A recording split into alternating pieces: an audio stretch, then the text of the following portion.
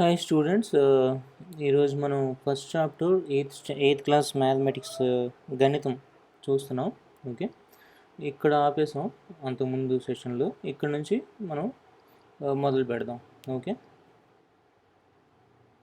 1.5 రెండు అకర్ణీయ సంఖ్యల మధ్య అకరణీయ సంఖ్య. ఓకే, కింది వారిని పరిశీలించండి. 1 మరియు 5ల మధ్య సహజ సంఖ్యలు ఏమున్నాయి? 2, 3, 4. 1 మరియు 2 మధ్యలో ఏమైనా సహజ సంఖ్యలు ఉన్నాయా? లేవు. -4 మరియు 3 మధ్య పూర్ణ సంఖ్యలు -3, -2, -1, 0, 1, 2. నీవు -2 మరియు -1ల మధ్య పూర్ణ సంఖ్యలను రాయగలవా? రాయలేవు కదా.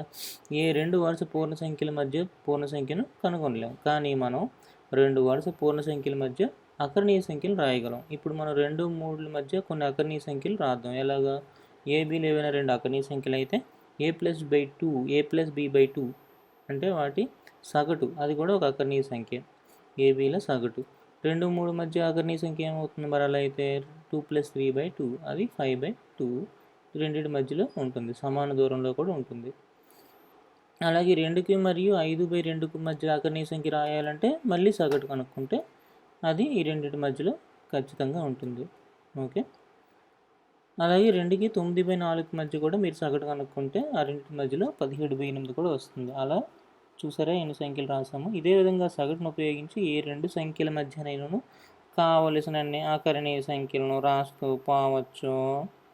అంటే దీని నుంచి రెండు అకరణీయ సంఖ్యల మధ్య అనంతమైన అకరణీయ సంఖ్యలు ఉంటాయని చెప్పవచ్చు. మరొక పద్ధతి చూడండి. సగటు పద్ధతిని ఉపయోగించి 5/10 మరియు 9/10ల మధ్య 100 అకరణీయ సంఖ్యలు రాయగలవా? అక్కడ సగటు పద్ధతిని ఉపయోగించడం అనేది సుదీర్ఘమైన పద్ధతి అవుతుంది. కాబట్టి మరొక పద్ధతి గురించి చూద్దాం. ఏంటది? 5/10, 6/10, 7/10, 8/10, 9/10. ఇవన్నీ ఈ రెండింటి మధ్యలో ఉంటాయని మనకు తెలుసు. ఇక్కడ మనం 3 అకర్ణీయ సంఖ్యలు మాత్రమే రాయగలం. అదే 5/10ని మీరు 50/100గా మార్చి రాశారనుకోండి, 9/10 90/100 అవుతుంది కదా. ఇక్కడ ఎన్ని రాయొచ్చు? 41 దాకా రాయొచ్చు. 40, 41 దాకా రాయొచ్చు. ఇలా 39 అకర్ణీయ సంఖ్యలు గుర్తించామంట. అదే మనం దీన్ని 500/1000గా రాసామనుకోండి, ఇది 900/1000గా రాస్తే ఎన్ని వస్తాయి? దగ్గర దగ్గర 399 ఎన్ని వస్తాయి. ఓకే, ఈ విధంగా మనం రెండు అకర్ణీయ సంఖ్యల మధ్య కావలసినన్ని అకర్ణీయ సంఖ్యలు గుర్తించవచ్చు. 500/1000 రాస్తే 500/1/1000, 502/1000, 503/1000 అలా అన్నమాట. -3 మరియు 0ల మధ్య 5 అకర్ణీయ సంఖ్యలు రాయండి. ఎలా రాస్తారు? -3 ఏ విధంగా రాస్తారు? -30/10 అని రాయండి. దీన్ని 0/10 అని రాయండి. 5 ఏంటి లెక్కలేని రాయొచ్చు. ఇప్పుడు -29/10, -28/10, -27/10, -2/10, -1/10. ఓకే, ఇందులో నుంచి ఏవైనా 5 సంఖ్యలు మీరు చూపించవచ్చు. అభ్యాసము అంటే ఎక్సర్సైజ్ 1.2. కింది అకర్ణీయ సంఖ్యలు సంఖ్యారేఖపై సూచించండి. సంఖ్యారేఖపై సూచించడం మీకు ఎలాగో తెలిసింది కదా, అది మీరు చేయండి. రెండోది కూడా మీరే చేయాలి. 5/6 కంటే చిన్నవైన 5 అకర్ణీయ సంఖ్యలను రాయండి. 5/6 కంటే చిన్నవైన అకర్ణీయ సంఖ్యలు రాయమంటున్నారు కాబట్టి 5/6ని మీరు ఏ రకంగా రాస్తారు అన్నది ఇక్కడ ఏ రకంగా రాశారు అన్నదాన్ని బట్టి ఎంతవరకు రాయొచ్చో తెలుస్తుంది మనకి. మనకు కావాల్సిన సంఖ్యలు తక్కువ ఉన్నాయి కాబట్టి మనం ఏం చేద్దామంటే 5/6ని ఏ రకంగా రాస్తాం? 5/6. దీన్ని ఏ రకంగా రాస్తారంటే 10చే గుణించండి పైన కింద. ఏమవుతుంది? లేదంటే 5చే గుణించండి. 25/30 కదా. ఓకే, 5చే గుణిస్తే 25/30 కదా. ఇప్పుడు 25/30 కన్నా చిన్న సంఖ్యలు రాయాలి ఒక 5. 24 నుంచి మొదలు పెట్టండి. అసలు మనం ఈ ప్రొసీజరే అవసరం లేదు, ఎందుకంటే మనకు కావాల్సిన సంఖ్యలే తక్కువ ఉన్నాయి కాబట్టి. దీన్ని ఏ విధంగా రాయొచ్చు? 4/6, 3/6, 2/6, 1/6. ఎన్ని వచ్చాయి? 4 వచ్చాయి. 0, 1. 0/6 అంటే 0. ఈ 5 అకర్ణీయ సంఖ్యలే, 5/6 కన్నా చిన్నవి ఉన్నాయి కదా, సరిపోయిందా? -1 మరియు 2 మధ్యలో 12 అకర్ణీయ సంఖ్యలు కనుగొనండి. ఇక్కడ ఎంత డిస్టెన్స్ ఉంది -1కి 2కి? 2 - -1 అంటే 3 డిస్టెన్స్ ఉంది కదా. 3 డిస్టెన్స్లో మీకు ఎన్ని కావాలి? 12 అకర్ణీయ సంఖ్యలు కావాలి. అవును, 12 కావాలి. అంటే -1కి 0కి మధ్యలో 4 కావాలి. ప్రతిదానికి మధ్యలో అలా 4, 4, 4 కావాలి.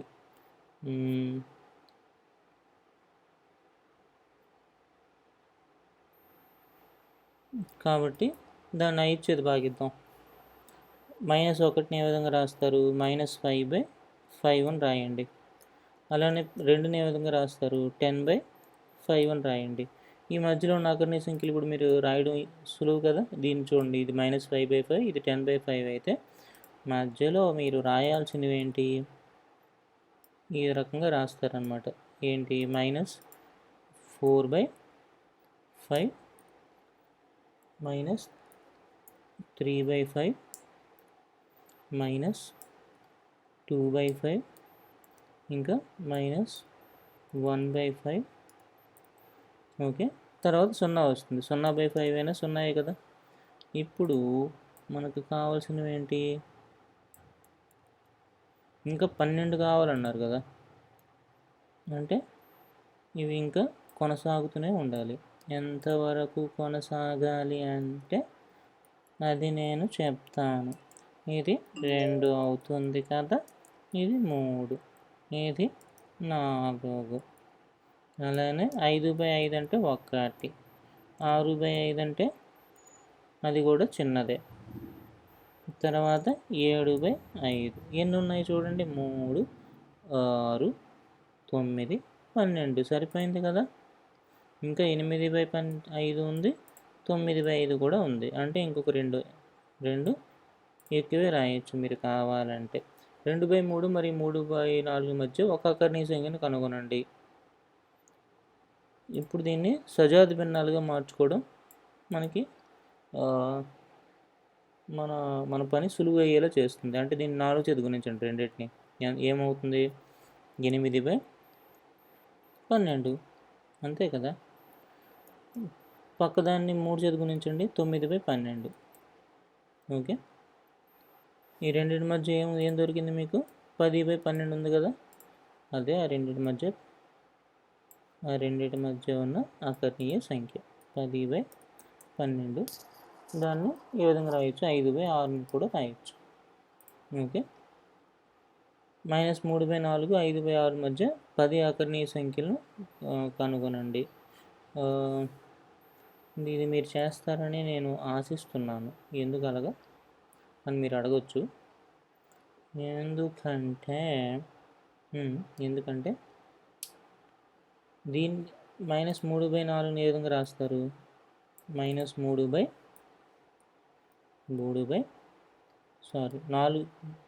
చేత గుణించండి, 9/12. ఓకే, 5/6 ఏ విధంగా రాయొచ్చు? 2 చేత గుణించండి, 10/12. ఈ 2 సజాతి భిన్నాలు అయ్యాయి కదా. ఇప్పుడు 10 అకర్ణీయ సంఖ్యలు కావాలన్నారు కదా. అంటే ఇది 90/120 అని రాసుకోండి, ఇది 100/120 అని రాసుకోండి. మధ్యలో మీకు ఎన్ని వస్తాయి? 9 వస్తాయి. ఓకే, ఇంకా ఒకటి కావాలి కదా, మరి దాన్ని ఏం చేస్తారు?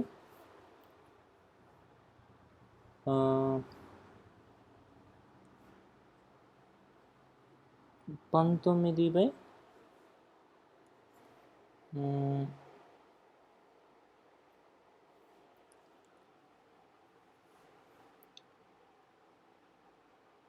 ఈ రెండిటికి దాన్ని ఏమంటారు? సగటు కనుక్కోండి. ఒకటి వస్తుంది కదా, 19/12 అయినా సగటు.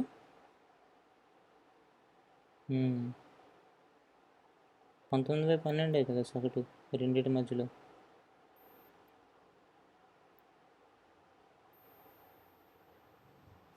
19/12 రెండింటి మధ్యలో ఉండదే.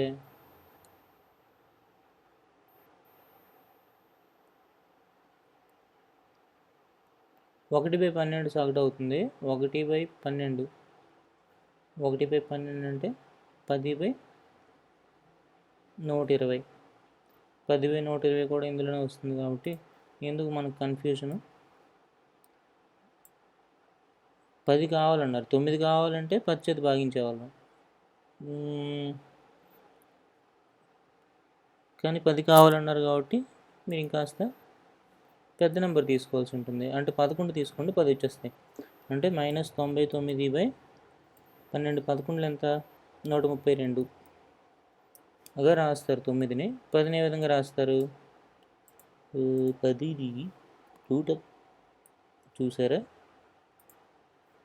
10ని 110/132 అని రాయొచ్చు కదా.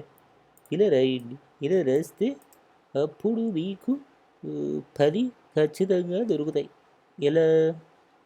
ఎలా అంటే -99 కదా ఇది. దీనికన్నా చిన్నది కావాలంటే -100/132 అలా 10 కన్నా మీకు ఎక్కువే దొరుకుతాయి. 100, 101, 102 ఖచ్చితంగా 10 దొరుకుతాయి. ఈ రకంగా ముందుకు పోండి. ఈ మధ్యలో ఉన్నవన్నీ నింపండి. అకరణీయ సంఖ్యలను దశాంశాలుగా చూపుట.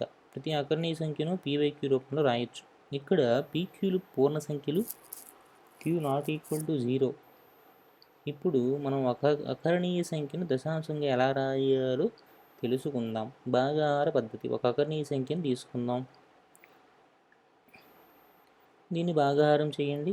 16 1 16, 9 మిగులుతుంది. అవును, ఇప్పుడు పాయింట్ పెడితే ఇక్కడ 0 పెట్టుకోవచ్చు. ఓకే, అప్పుడు 16 ఎంతలు పోతుంది? 16 5ల 80. అలా మీరు 0 పొడిగించుకుంటూ శేషానికి 0ని కలుపుతూ చేస్తే 1.5625 వచ్చింది కదా. ఇదే దశాంశ రూపం అన్నమాట. ఇప్పుడు 17/5ని కూడా దశాంశ రూపంలో రాస్తున్నాం. చూడండి, 5 3 15, మిగిలింది 2. పాయింట్ చుక్క పెట్టండి, ఇక్కడ 0 పట్టండి, చుక్క పెట్టండి, 0 పట్టండి. ఓకే, 5 4 20 ఎంత వచ్చింది? 3.4. అలానే 25ని 16 భాగిస్తే ఇలా వస్తుందన్నమాట. ఇప్పుడు 1/2, 13/125, 8/125, 1974/10ని దశాంశ రూపంలో వ్యక్తపరచండి. ఎలా వ్యక్తపరుస్తాం? 1/2 అంటే 0.5. ఓకే, దీన్ని 13/25ని 4 చేత గుణించండి. పైన లవాన్ని హారాన్ని ఎంత అవుతుంది? 3 12 4 1 4 52 కదా. 52/100 అంటే 0.52. ఇది 0.52. ఫస్ట్ది 0.5, నెక్స్ట్ది 0.52. దాని తర్వాత 8/125 ఉంది చూడండి. మరి దీనికేం చెప్తారు? 8/125. 125 అంటే 25/5ల 125. 5³ కదా, 5³ కదా. దీన్ని 2³ 8 చేత గుణించండి. అప్పుడు 10³ అవుతుంది కింద, పైన 64 అవుతుంది. కాబట్టి 0.064. ఓకే, ఇలా అన్నమాట. దీన్ని దశాంశ రూపంలో భాగించడం చాలా సులువు కదా. 10 చేత భాగిస్తూ వస్తుంది కదా, 197.4. ఓకే, వీటన్నిటికీ పరిమిత సంఖ్యలో ఉన్నాయి. దశాంశ భాగంలో పరిమిత సంఖ్యలోని అంకెలు ఉన్నాయి. అంటే వీటిని అంతమయ్యే దశాంశాలు అంటారు. అంతం కానీ ఆవర్తిత దశాంశాల గురించి చూద్దాం. ఇప్పుడు 5/3 అనే అకరణీయ సంఖ్యను దశాంశ రూపంలో రాయండి. భాగాహార పద్ధతిలో మీరు చేసుకుంటూ పోతే ఇక్కడ 6 వస్తూనే ఉంటుందన్నమాట. దీన్ని ఏ విధంగా రాస్తారంటే 1.6 బార్గా రాస్తాం. అంటే ఇక్కడ 6 పైన ఉన్న గీత ఉన్న నెంబరు పునరావృతం అవుతూ ఉంటుంది అనే విషయాన్ని తెలియజేస్తుంది అనమాట. పై భాగాహారాన్ని పరిశీలించిన ప్రతిసారి ఒకే శేషం వస్తుంది, 2. అదేవిధంగా భాగఫలంలో కూడా ఒకే సంఖ్య పునరావృతం అవుతుంది. అలాగే 1/7 దశాంశ రూపంలో రాశారు అనుకోండి, ఇలా వస్తుంది కదా. అంటే ఇది కూడా చూడండి ఎన్ని డిజిట్స్ రిపీట్ అవుతున్నాయో, 1 4 2 8 5 7 ఈ సీక్వెన్స్లో రిపీట్ అవుతున్నాయి. కాబట్టి దీనిపైన గీత పెడతారనమాట. పై 2 ఉదాహరణలు అకరణీయ సంఖ్య యొక్క దశాంశ రూపం అంతం కాలేదు, కానీ ఆవర్తితం అవుతుంది, అంటే రిపీట్ అవుతుంది అనమాట. వచ్చిన సంఖ్యలో మళ్ళీ వస్తుంది. ఈ దశాంశాలను ఆవర్తిత దశాంశాలు లేదా అంతం కాని ఆవర్తిత దశాంశాలు అని అంటారు. ఇప్పుడు 1/3, 17/6, 11/9, 20/19 దశాంశ రూపంలో వ్యక్తపరచండి. ఇది 0.3 బారు. ఓకే, అలాగే దీనికి ఇలా వస్తుందంట, దీనికి ఇలా వస్తుందని, దీనికి కాదు, ఇది 1/3కి ఇది. ఓకే, ఇది 123.121 బార్ వచ్చింది. అంటే ఇలా రిపీట్ అయ్యేవన్నీ అంతం కాని ఆవర్తిత దశాంశాలు అనమాట. అంతం కాని ఆవర్తిత దశాంశాల్లో ఆవర్తనమయ్యే సంఖ్యల సమూహం బారు కింద గల సంఖ్యను వ్యవధి అంటారు. ఉదాహరణకు ఇందులో 3, దీని యొక్క వ్యవధి 3, దీని యొక్క వ్యవధి 75. ఒక అంతం కాని ఆవర్తిత దశాంశం యొక్క వ్యవధిలోని అంకెల సంఖ్యను అవధి అని అంటాం. ఇది వ్యవధి అయితే ఇది అవధి అని అంటాం. ఉదాహరణకు దీని యొక్క అవధి 1, దీనిది 2. మరి దీని యొక్క అవధి మరియు వ్యవధి రెండింటిని రాయమంటున్నారు. 143 కదా, అవధి 3, రాసేది ఇంకెందుకు, 3, అవధి 3, మరి వ్యవధి 143. ఏది రిపీట్ అవుతుందో అది వ్యవధి. మరి దీని తాలూకు అవధి చూడండి, 89 కదా రిపీట్ అవుతుంది, 89 రిపీట్ అవుతుంది కాబట్టి ఇది 2, అవధి 2. వ్యవధి ఏది ఆవర్తితం అవుతుందో అదే వ్యవధి. ఓకే, అంటే 89 అనేది వ్యవధి అవుతుందన్నమాట. ఓకే, కింది వాడిని దశాంశ రూపంలో రాయండి, అది మీరు రాసుకోండి. పై వాటిలో ఏవి అంతమయ్యే దశాంశాలు, ఏవి అంతం కాని దశాంశాలు. ఇది అంతం కాదు, 22/7 అంతం కాదు. పై అకర్ణీయ సంఖ్యల హారాలను ప్రధాన సంఖ్యల లబ్దంగా రాయండి. ఓకే, రాయండి. కనిష్ట రూపం నుండి పై అకర్ణీయ సంఖ్యల హారానికి 2, 5 తప్ప ఇతర కారణాంకాలు లేకుంటే నీవు ఏం గమనించావు? 2 కానీ 5 కానీ ఉంటే అది అంతం అయిపోతుంది. 2, 5 తప్ప వేరే కారణాంకాలు లేకపోతే అది అంతమయ్యే దశాంశం అవుతుంది. ఓకే, వేరే ఉంటే అంతం కాని దశాంశం అవుతుంది. దశాంశ భిన్నాలను అకర్ణీయ సంఖ్యలుగా చూపుట, అంతమయ్యే దశాంశాన్ని అకర్ణీయ సంఖ్య రూపంలో మార్చడం. ఈ దశాంశాన్ని తీసుకోండి, దీనికి అకర్ణీయ సంఖ్య రూపంలో ఎలా మారుస్తారు? 1575/1000. ఇక్కడ కామన్ ఫ్యాక్టర్స్ ఏమైనా ఉంటే వాటిని కొట్టేయాలన్నమాట. అంటే 5 రెండింటికి కూడా కామన్ ఫ్యాక్టర్ కదా, తీసేసాం. కారణాంకాలు ఏమైనా కామన్ ఉంటే రెండిట్లోని అవి తీసేయాలి. తీసేస్తే చివరికి మిగిలే రూపమే మనకి అకర్ణీయ సంఖ్య అదే రూపంలో మార్చడం అనమాట. ఈ కింది దశాంశాలు P/Q రూపంలో రాయండి. ఇది అంత 35/100 సరిపోయింది కదా. 7/20 అని కూడా రాయొచ్చు. ఇది 8005/1000. ఇక్కడ మళ్ళీ 5 చేత భాగించారు అనుకోండి, ఇలా వస్తుంది. ఓకే, ఇది 2104/1000. ఇది చివరకు మిగిలేది 263/125. అంతం కాని ఆవృత దశాంశాన్ని అకర్ణీయ సంఖ్య రూపంలో మార్చడం. ఇది చూడండి, 0.4 బార్ ఉంది కదా, దీన్ని ఎలా మారుస్తారు? 0.4 బార్ అయితే దీన్ని 0.4444 కదా, 10 చేత గుణించండి. ఒకటే రిపీట్ అవుతుంది కాబట్టి 10 చేత గుణిస్తే 10x = 4.4444. ఈ రెండింటికి దశాంశాలు ఒకటే. చూడండి, దశాంశ స్థానాలు ఒకటే కాబట్టి రెండిట్లో ఒకటి తీసేయండి. 2 నుంచి 1 తీస్తే మీకు మిగిలేది 9x, ఇక్కడ 4 అంటే x 4/9. ఓకే, ఇది 4/9, ఇది 5/9, ఇది 54/99, ఇది 745/999. ఓకే, ఈ రకంగా చేసుకుంటే వచ్చేది అది. కావాలంటే 0.54 బార్ చూడండి, 0.54 బార్. ఇక్కడ 2 దశాంశ స్థానాలు రిపీట్ అవుతున్నాయి, అంటే అవధి 2 కాబట్టి 100 చేత గుణించాలి. 100x = ఇది. ఇప్పుడు దశాంశాలు స్థానాలు సేమ్ ఉన్నాయి కాబట్టి ఒకదాని నుంచి ఒకటి తీసేయండి. 2 నుంచి 1 తీస్తే మిగిలేదు ఇది, అంటే x 54/99. ఇప్పుడు 4.7 బార్ ఉందనుకోండి, ఇది కూడా 10 చేత గుణించాలి, ఎందుకు? ఒకటే రిపీట్ అవుతుంది కాబట్టి. ఓకే,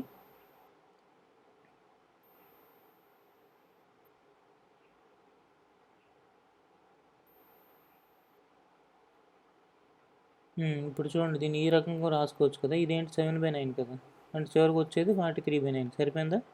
మీరు ఏ రకంగా చేసినా వచ్చే ఆన్సర్ అయితే సేమ్ ఉంటుంది. మిశ్రమవర్తిత దశాంశం P/Q రూపంలో రాయడం. ఓకే, ఇది చూడండి, ఇక్కడ 7 ఉంది, ఇక్కడ 3 ఉంది, బాగానే ఉంది అని మీరు అనుకోవచ్చు. ఇప్పుడు దీనిలానే రిపీట్ అవుతూ ఉండాలి కదా. అంటే ఇక్కడ 2 3 రావాలి, ఇక్కడ 2 3 రావాలి అంటే మీరు 100 చేత గుణించాలి. ఓకే, అది కాక అవధి 2 కదా, 100 చేత గుణిస్తే ఇది పరిస్థితి. ఇప్పుడు ఒకదాన్ని చోటు తీస్తే ఇలా వచ్చింది కదా, ఇది 99 వచ్చింది అంటే 10 చేత మళ్ళీ గుణించండి. 5 ఇక్కడ, 10 ఇక్కడ. ఓకే, అలా కాదు ముందే 1000 చేత గుణించినా మీకు ఆన్సర్ వస్తుందా? రాదు. ఇది కరెక్ట్ ప్రాసెస్ అనమాట. ఎన్ని రిపీట్ అవుతున్నాయో దాని చేత గుణించాలి. రెండు సార్లు రిపీట్ అయితే. ఇప్పుడు చూడండి, ఈ 0.9 బారు, 14.5 బారు, 1.24 బార్ను అకర్ణీయ సంఖ్య రూపంలో రాయండి. మామూలు సాధనా పద్ధతికి ఏదైనా భిన్నంగా ఏదైనా సులభమైన పద్ధతిని నీవు కనుగొనగలవా అని అన్నారు. 0.9 బార్ చూద్దాం. 0.9 బార్ని ఏ విధంగా రాస్తాం అకర్ణీయ సంఖ్య రూపంలో. ఓకే, x ఈక్వల్ టు 0.9999 అంతే కదా. 0.999 బార్ అంటే ఇప్పుడు ఒకసారి ఇది ఒక నెంబర్ రిపీట్ అవుతుంది అంటే అవధి 1. ఓకే, కాబట్టి 10 చేత గుణిద్దాం. 10x ఈక్వల్ టు 9.9999 అంతే కదా. ఇక్కడ చూడండి, దశాంశాలు 2 సమానంగా ఉన్నాయి కదా ఈ రెండింటికి. ఇప్పుడు 10xలో నుంచి 1x తీసేయండి. 10x minus 1x equal to ఏంటి? 9. Okay, 10x minus 1x equal to 9. 9x equal to 9. x equal to ఎంత? 1. ఓకే,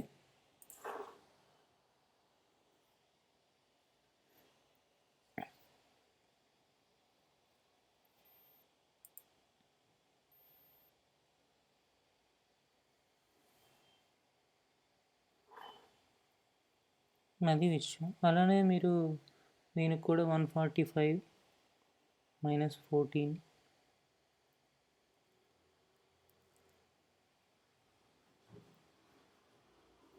ఈ రెండింటిని కూడా అలానే మీరు సాధించవచ్చు. ఓకే, కింది వాటిని p/q రూపంలో రాయండి అన్నారు. సరే రాద్దాం. ఏముంది దాంట్లో? 0.57ని p/q రూపంలో రాయాలంటే 57/100 అంతే. ఇందులో ఇంకో మాట లేదు, ఇదే ఆన్సరు. మరి ఇది 176/1000. మీరు అలానే వదిలేయచ్చు, లేదంటే ఉమ్మడి కారణాంకాలని క్యాన్సిల్ చేసి కూడా రాయొచ్చు. ఉమ్మడి కారణాంకాలు అంటే 4 చేత పోతుంది అనుకుంటా. ఇది 4 16, 4 16. ఓకే, 44/250 లేదంటే 22/125 ఇలా కూడా రాయొచ్చు. మరి దీన్ని ఎలా రాస్తారు? దీన్ని ఏముంది, ఎన్ని సున్నాలు ఉన్నాయో చూసుకోండి. 1 0 0 0 0 1 అంటే ఎన్ని దశాంశ స్థానాలు? 4 సున్నాలు 1 అంటే 5. కింద 5 సున్నాలు వస్తాయి. ఓకే, అంతే. ఇది p/q రూపం దీనికి. ఇంకా తర్వాత దానికి ఏముంది? 125/1000.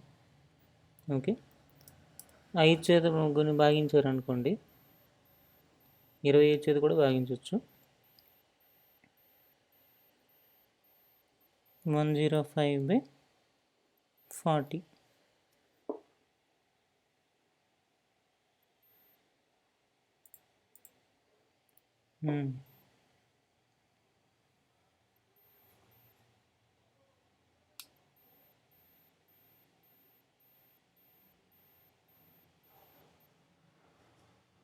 ఓకే, అంటే ఎంత? 201/20.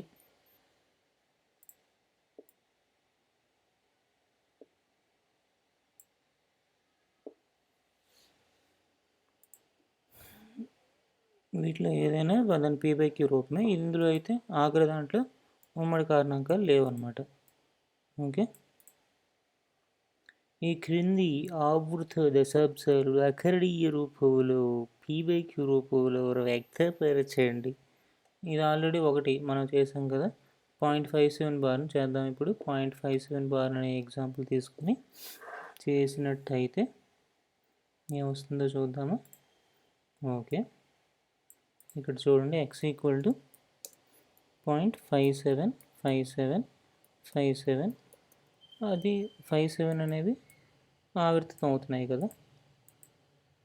ఇప్పుడు 100 చేత గుణించండి. అవధి 2 కాబట్టి మీరు 100 చేత గుణించాలి. 2 సంఖ్యలు ఆవర్తితం అవుతున్నాయి కాబట్టి 57.57. ఇక్కడ చూడండి దశాంశాలు స్థానాలు 2 ఒకటే కదా.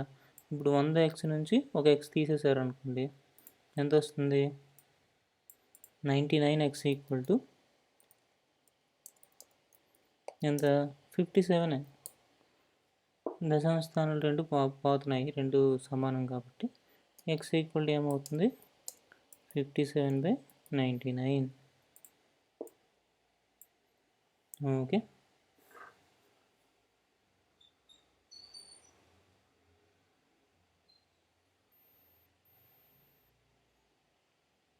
.729 బార్ చేద్దాం. మరి 0.729 బార్ ముందు ఎక్స్ని ఇక్కడ రాసేయండి. ఏమవుతుంది? x 0.72929. మరి 100 చేత కదా భాగించాలి. 2 రిపీట్ అవుతున్నా మీరు 100 చేత కాదు భాగించాలి, 1000 చేత. ఎందుకంటే 100 చేత భాగిస్తే ఏమవుతుంది, 1000 చేత భాగిస్తే ఏమవుతుందో చూద్దాం. దశాంశ స్థానాలు మనకి ఇంపార్టెంట్. ఓకే, 100 చేత గుణించండి. గుణించి చూడండి సరిపోతుందా, వదిలేయండి. లేదంటే 1000 చేత గుణిద్దాం. 72.9292 ఇలా వస్తుంది కదా. రెండింటిని పక్క పక్కన పెట్టి చూసుకోండి. దశాంశ స్థానాలు 92 ఎక్కడ ఉంది, తర్వాత 92 సరిపోతుంది. 92. ఓకే, ఇందులో నుంచి తీసేస్తే 99x, ఇందులో నుంచి తీసేస్తే చూడండి 72, తర్వాత ఇక్కడ 92 వచ్చింది, ఇక్కడ 92, ఇక్కడ 92, ఇక్కడ 92 అలా వచ్చాయి కాబట్టి మిగతా అన్నీ పోతాయి. మొదటిది మాత్రం ఇంపార్టెంట్ అవుతుంది మీకు ఎప్పుడు. 72.9లో 0.7 తీసేస్తే 9లో 7 తీస్తే 2, అంటే ఇది 0.2.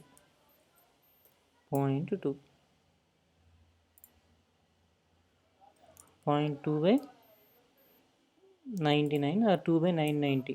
2/990 అంటే 1/495. అది ఆన్సరు.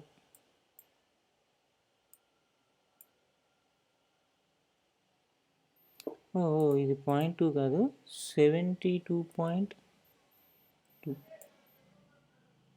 అంతే కదా, 72.2. మరి ఇదెంత అవుతుంది? 722/990. 722 అంటే 361/495. ఓకే, ఇది మూడవది. నాలుగవది ఏమవుతుంది? 12.28 బార్ అంట.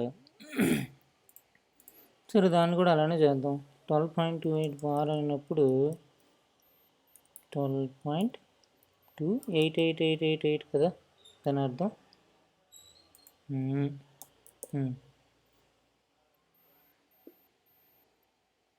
ఒకటే రిపీట్ అవుతుందిగా, మీరు 10 చేతి గుణించినా సరిపోతుందని నా ఉద్దేశం. అది ఒకసారి చూసుకుందాం. దశాంశ స్థానాలు సరిపోతే క్యాన్సిల్ అయ్యేలా ఉంటే అలా చేసుకోవచ్చు, ఇబ్బంది ఏమీనూ లేదు.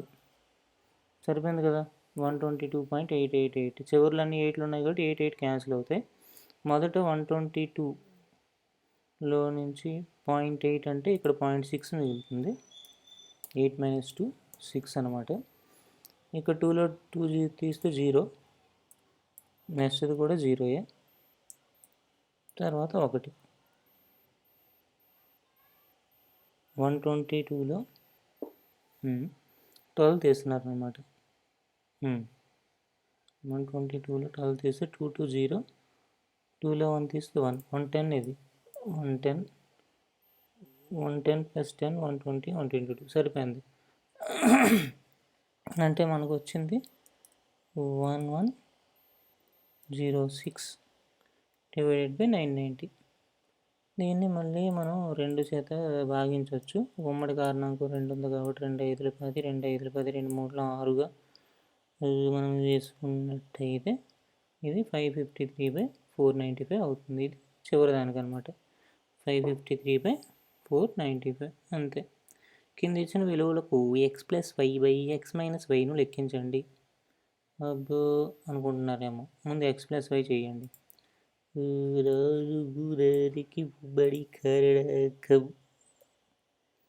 4 కాసాగు ఉమ్మడి కారణాంకం కాదు. అయితే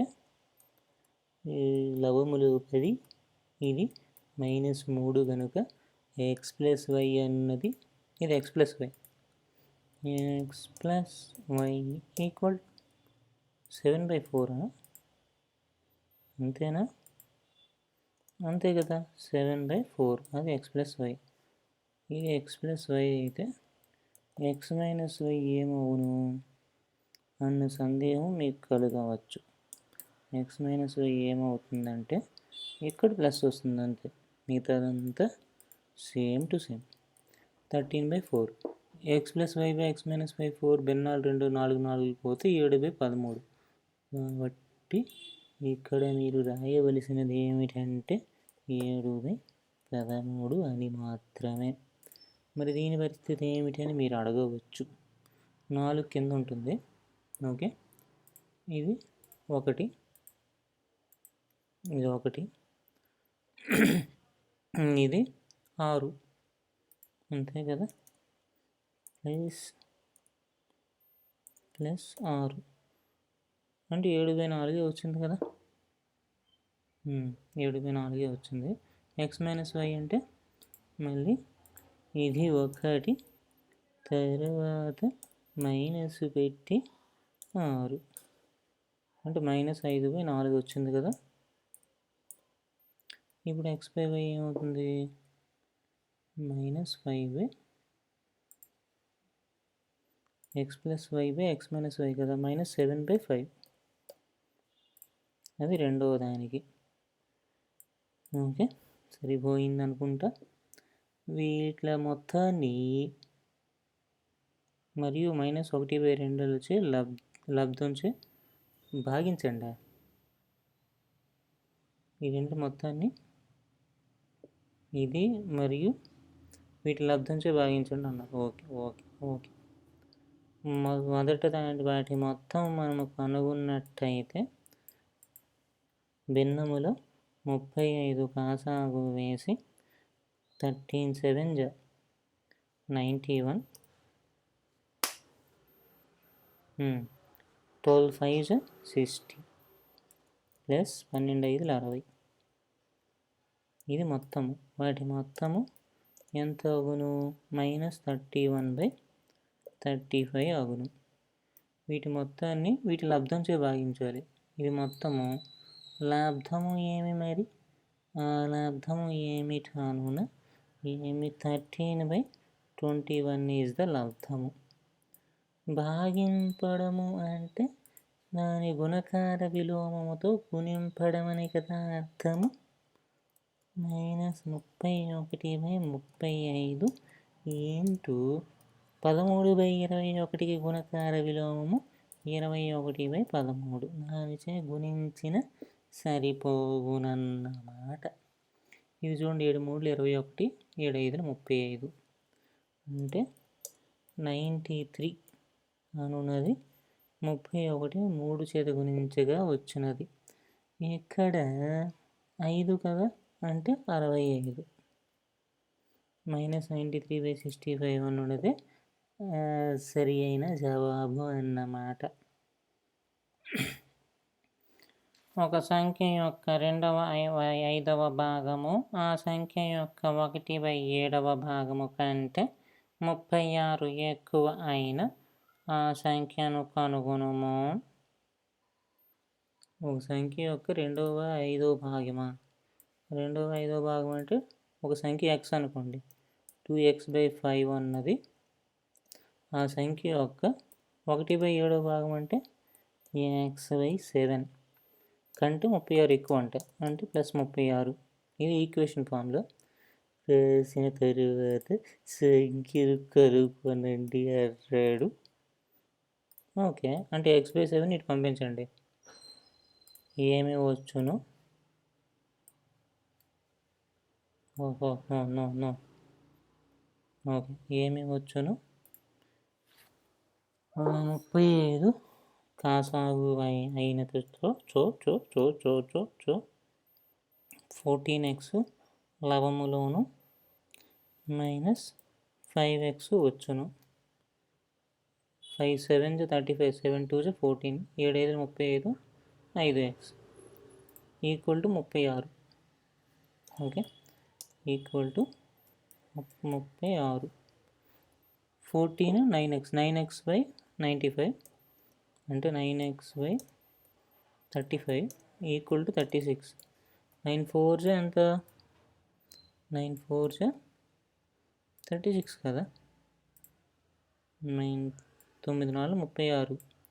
కాబట్టి x equal to 4 × 35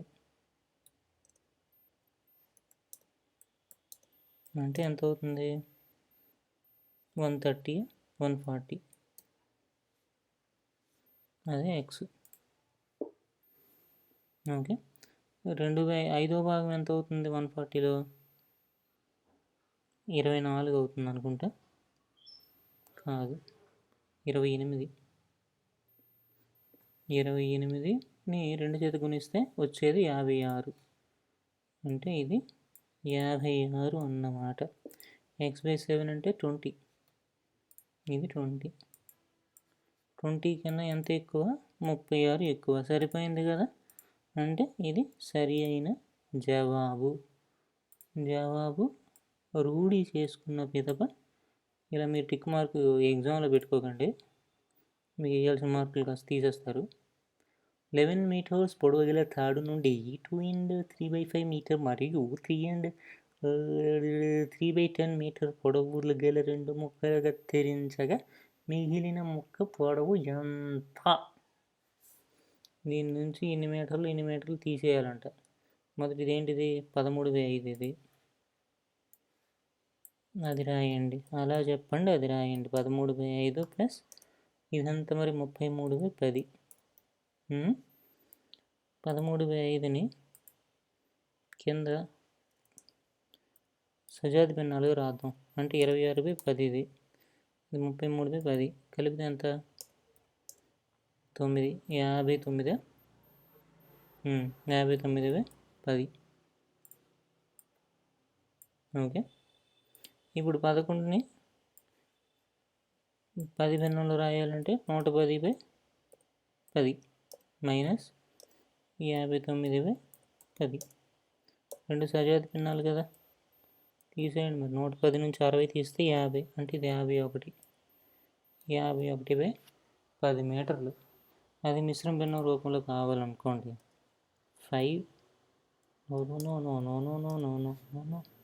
5 and 1/10. Okay, ఇది మిశ్రమ భిన్న రూపం. 5 × 1/10లా ఉంది. 5 మీటర్లు. 5 and 1/10 మీటర్లు అలా రాసుకోవాలన్నమాట. ఎప్పటికీ అవ్వదా అని మీరు అనుకోవచ్చు. అయిపోతుంది. 7 and 2/3 మీటర్ల పొడవు గల ఒక గుడ్డ ఖరీదు ఇది అయినా 1 మీటర్ గుడ్డ ఖరీదు ఎంత? ఇది ఎంత? 21. ఏదమ్మా ఇక్కడ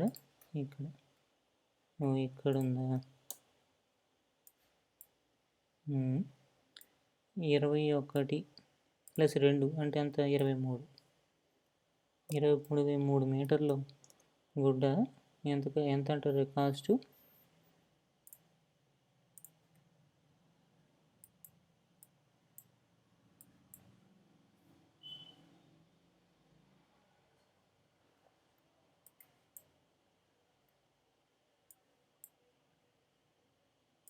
కాస్ట్ ఎంత చూడండి, 51/4 రూపాయలు, అంతే కదా.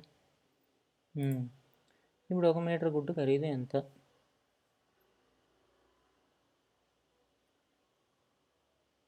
51/4 ఇంటూ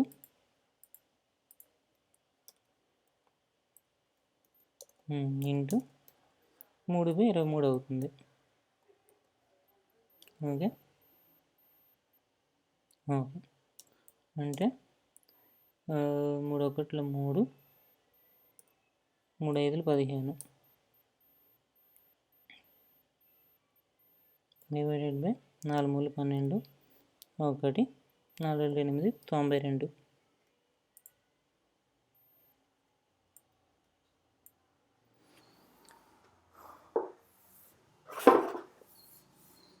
అంటే 1 రూపాయి ఒక మిశ్రమ భిన్నం రూపంలో రాయొచ్చు దాన్ని. 153 నుంచి 92 తీస్తే ఎంత అవుతుంది? 61. 1/61/92 రూపాయలు అనమాట. ఆ రకంగా ఉంటుందన్నమాట ప్రశ్నకు సమాధానం. 18 × 3/5 మీటర్ల పొడవు మరియు 8 × 2/5 మీటర్ల వెడల్పు గల ఒక దీర్ఘచతురస్రాకార పార్కు వైశాల్యం కనుగొనండి అన్నారు. కనుగొందాం, ఇంకేం చేస్తాం కనుగొమంటే. 18 5 ఎంత? 90. 93/5 ఇది.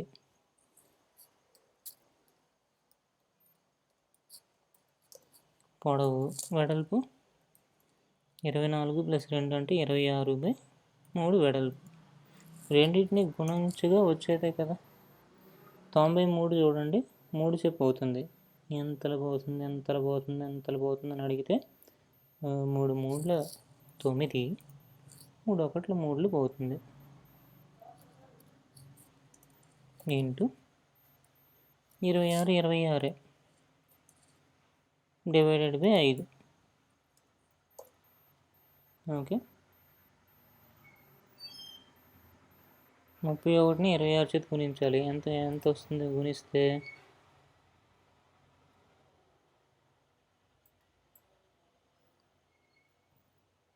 31ని 26 చేత ఇక్కడ గుణిద్దాం. 26 × 26 31 అంటే 30 + 1. ఓకే, అంటే 3 6 18, 1 3 2 6 78, అంటే 780 + 26 కదా అర్థం. 780కి 20 కలిపితే 800, అంటే 806.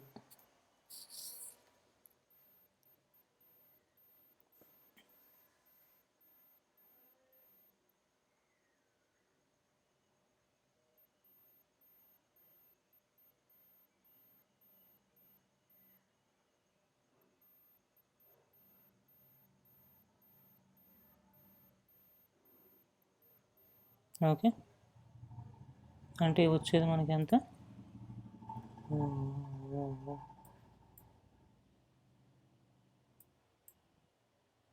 806/5 మీటర్ స్క్వేర్ అన్నమాట. ఓకే, -33/6ను ఏ సంఖ్యచే భాగించగా -11/4 వస్తుంది అంటే. ఓహో, wait a minute. Okay, now tell me. Okay, -33/6ని ఏ సంఖ్యచే భాగించగా, ఆ సంఖ్యను x అనుకుందాం. ఓకే, భాగించడం అంటే గుణించడంలో తీసుకుందాం. విలోమం, గుణకార విలోమం 1/x అవుతుంది. Equal to -11/4 రావాలంట.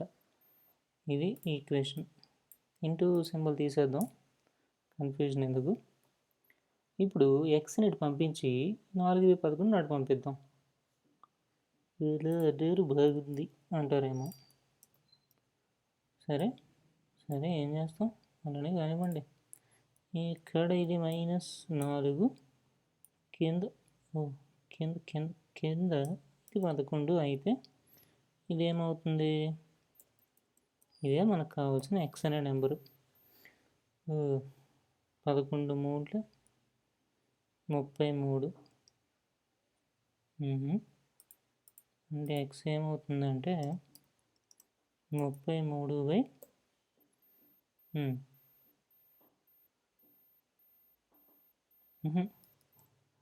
3 33 అంటే 3 4 12, 12/6 అవుతుంది. 12/6 అంటే ఎంత, 2.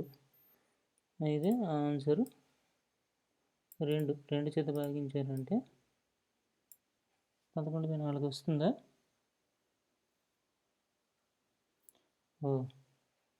ఇక్కడ చెడ్డ పొరపాటు జరిగిద్దరబేట. ఓకే, దాన్ని మనం ఇప్పుడు సవరిద్దాం, సరి చేద్దాం. 11/3 వరకు ఓకే. ఇది 4 4 16 అంటే 3/4 కదా. 3/4 3/4 చేత భాగిస్తే వస్తుందా? అంటే 4/3 చేత గుణించారనుకోండి, 4/3 వస్తుంది కదా. సరిపోయింది. అంటే ఆన్సర్ని కూడా మనం వెరిఫై చేయడం జరిగింది కాబట్టి టిక్ మార్క్ పెడుతున్నాం. 64 మీటర్ల పొడవు గల ఒక బుట్ట నుంచి సమాన పరిమాణం గల 36 ప్యాంట్లు తయారు చేసిన ఒక్కొక్క ప్యాంటు తయారు చేయటకు ఎంత పొడవు గల బుట్ట అవసరం? 64 మీటర్ల పొడవు గల ఒక బుట్ట నుంచి సమాన పరిమాణం గల 36 ప్యాంట్లు తయారు చేసిన ఒక్కొక్క ప్యాంటుకు తయారు చేయటకు ఎంత పొడవు గల బుట్ట అవసరం? అంటే 64/36 అంత పొడవు గల బుట్ట అవసరమని మనకి తెలిసింది కదా.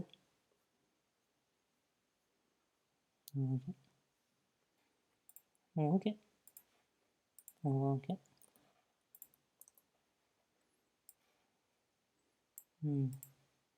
అంటే ఇక్కడ లవంలో 64 వస్తుంది, హారంలో 36 వస్తుంది. దీన్ని దేంతో భాగించవచ్చు? 4తో. 4 16 64, 4 9 36 అంటే 16/9 మీటర్ల పొడవు గల బట్ట అవసరం. అది మిశ్రమ భిన్నం రూపంలో రాయాలంటే 9 1 9, 9 7 16 కాబట్టి 1n7/9. ఓకే, ఆవర్తిత దశాంశ సంఖ్య దీనిను p/q కనిష్ట రూపంలో రాసిన p+q యొక్క విలువ కనుగొనండి అన్నారు. ఓకే,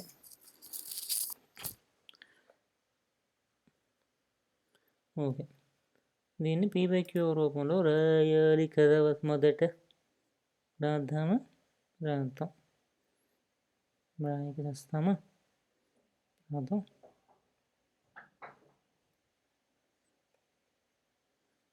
ఓకే, సంఖ్య చెప్పండి ఏమిటో. x = 10.363636 అంతే కదా. 2 సార్లు అవధి 2 కాబట్టి, అంటే 2 డిజిట్స్ రిపీట్ అవుతున్నాయి కాబట్టి 100 గుణించాలి. 100 గుణించిన తర్వాత 1036.363636 అని అనుకోవచ్చు మీరు. 100లో నుంచి 100x నుంచి x తీసేయండి, అంటే 99x = ఎంత అవుతుంది? 1036 నుంచి 10 తీస్తే 1026 అంతే. ఎందుకంటే దశాంశ రూపాలు సరిగ్గా ఉన్నాయి. ఓకే, అప్పుడు x 1026/99 అవుతుంది. కానీ x కనిష్ట రూపంలో ఉందా అని అడిగినప్పుడు లేదు అని సమాధానం వస్తుంది. ఎందుకు? వీటి మొత్తం కలపండి 9. 9 3 చేత భాగించబడుతుంది కాబట్టి ఇది 3 చేత భాగింపబడుతుంది. 9 చేత కూడా భాగింపబడుతుంది అనుకోండి, 9 చేత భాగిద్దాం. 9 1 9, మళ్ళీ 9 1 9, 9 4 36, 9 11 99. సరిపోయిందా? 9 4 36, 3, 9 1 9 3 12 1 సరిపోయింది. ఇంకా ఇది 11 చే భాగింపబడుతుందా? పడదు. కాబట్టి p+q విలువ p ఎంత మరి? పి అనగా ఎంత? భిన్నం కనిష్ట రూపంలో ఉంది కాబట్టి పి అనేది 114 అయితే క్యూ అనేది ఎంత అవుతుంది? 11 అవుతుంది. ఇప్పుడు మనకు కావాల్సింది పి ప్లస్ క్యూ అంటే 114కి 11 కలపగా వచ్చే సంఖ్య ఎంత? 4 1 కలిపితే 5, 1 1 కలిపితే 2 అంటే 125 అంతే, 125 అనేది ఆన్సర్ అవుతుంది. ఇప్పుడు చూడండి, మనం నేర్చుకున్నవన్నీ సమ్మరీలో రాశారు కనుక సమ్మరీ మీరు క్షుణ్ణంగా చదువుకోండి.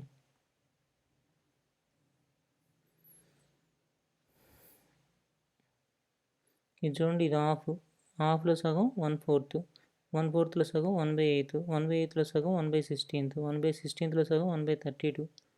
అలా చూడండి, ఇది 1/2.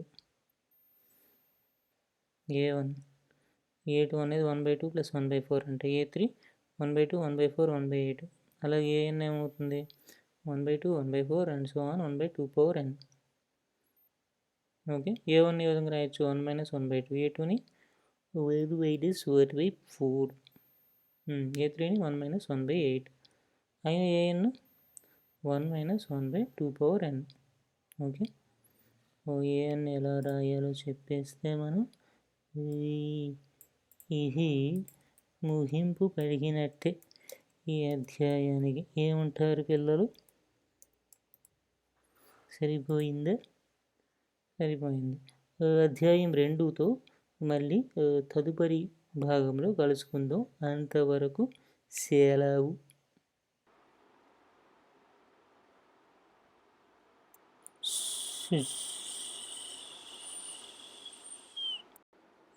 చూడండి, ఈ ప్రకృతి ఎంత ఆహ్లాదకరంగా ఉన్నదో.